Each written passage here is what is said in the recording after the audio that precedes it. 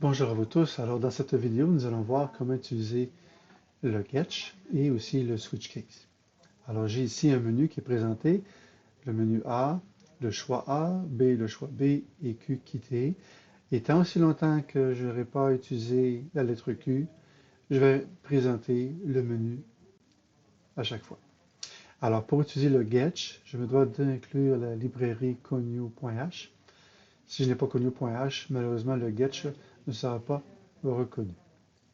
Alors, par la suite, donc un coup que j'ai fait le choix, donc saisi, le getch en passant, il y a une pause qui est effectuée, et tant si longtemps que je n'ai pas pressé sur une touche du clavier, il va attendre. Et par contre, dès que je presse sur une touche du clavier, la touche correspondante va se retrouver dans la variable choix.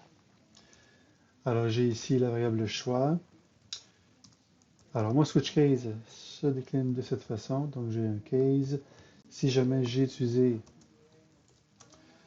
euh, la lettre A, alors je vais pouvoir utiliser par exemple, afficher le message, votre choix est le A,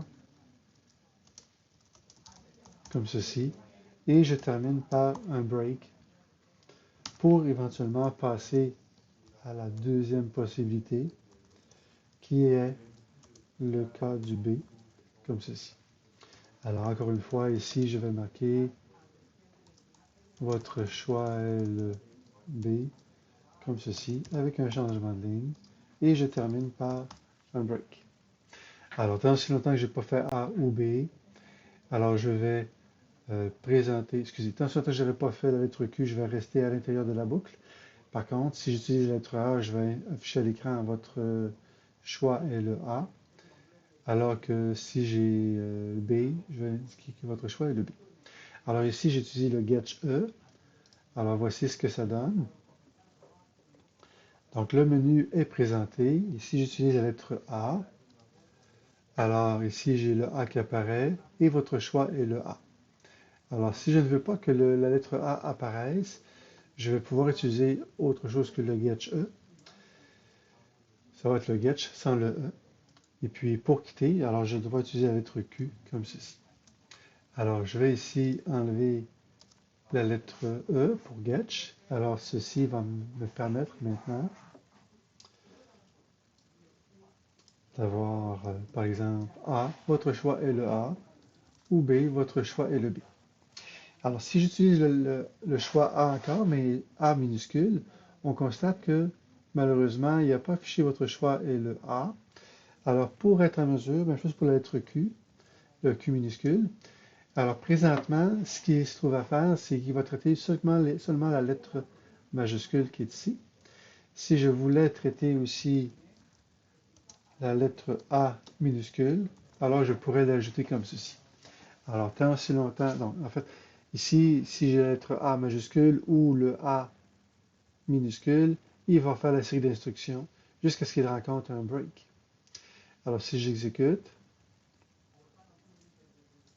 et j'utilise la lettre A minuscule, on voit que ça fonctionne. Bien sûr, ici, pour quitter, je me dois absolument également de lui indiquer que si jamais le choix est différent de la lettre Q, alors je vais pouvoir procéder également. Donc ici, j'utilise la lettre Q minuscule, on voit que j'étais en mesure de quitter l'application, le programme. Bien sûr, ici, le break est important. Si je n'utilise pas le break, alors que j'utilise la lettre A, ce qui va se produire, c'est la chose suivante. Donc, il va m'indiquer votre choix est le A, mais il va aussi indiquer votre choix est le B, puisque les instructions vont s'exécuter. Donc là, ici, je respecte la condition que ce soit A majuscule ou A minuscule. Il va donc exécuter les instructions jusqu'à ce qu'il rencontre un break. Et comme je n'ai pas mis de break ici, il va faire aussi les choses pour le B.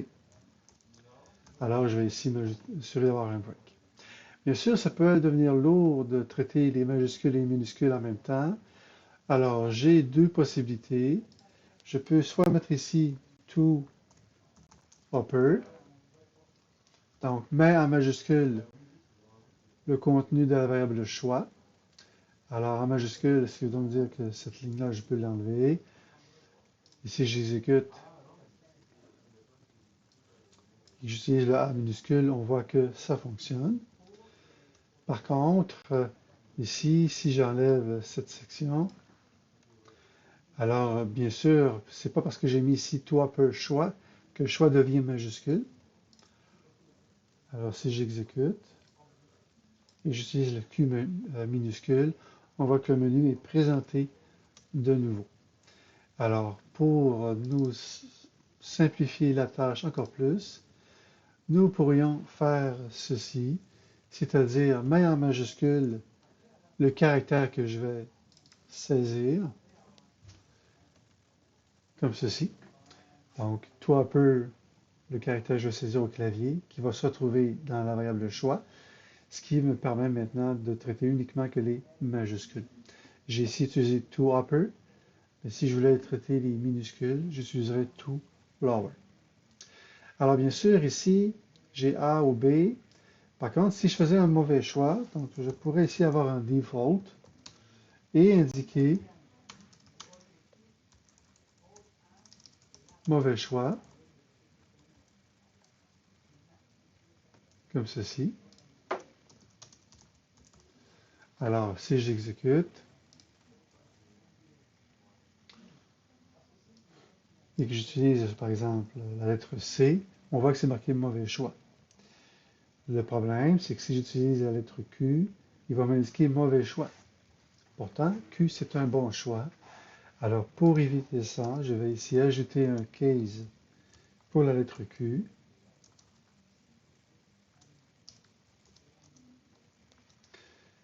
Et puis ici, je vais simplement mettre un break pour lui dire de ne rien faire. Alors, si j'exécute de nouveau et que j'utilise la lettre Q, on voit que cette fois-ci, le mauvais choix n'a pas été affiché. Donc, en gros, j'ai le getch qui permet d'attendre que l'utilisateur presse sur une touche du clavier. Et cette touche du clavier va se retrouver dans la variable correspondante ici à gauche, donc la variable choix. Le switch case me permet d'éviter d'avoir des if. Donc, je peux faire, si jamais ça correspond à A, ou à B, ou à Q, ou par défaut. Bien sûr, ici, par contre, je n'ai pas de plage de valeur. Je ne pourrais pas dire est-ce que le choix est entre 0 et 15, par exemple. Je ne peux pas faire ça. Ce sont des valeurs distinctes que je peux utiliser dans un switch case.